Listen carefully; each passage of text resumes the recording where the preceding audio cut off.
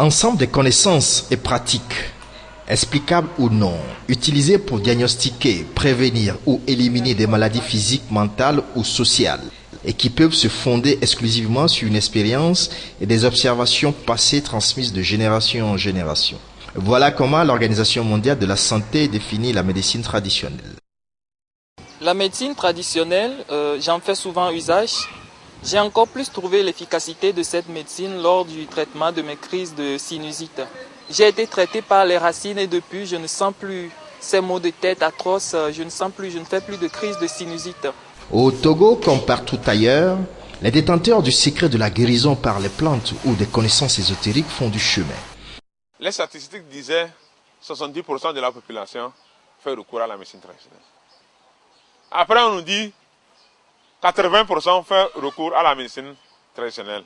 Tout dernièrement, dans un document de l'OMS, j'ai lu 85% de la population fait recours à la médecine traditionnelle.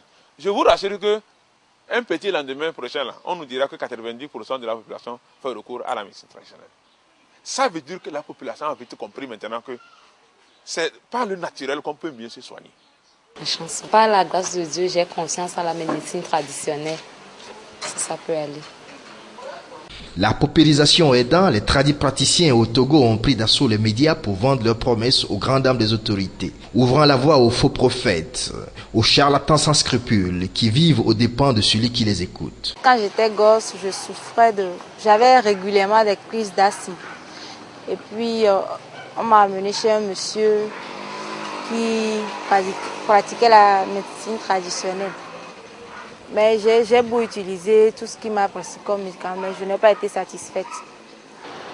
Dans nos recherches, nous avions rencontré un fils de guérisseur traditionnel, docteur en pharmacie, avec une thèse sur la contribution à l'étude des dicotylédones médicinales, je veux dire les plantes à feuilles médicinales.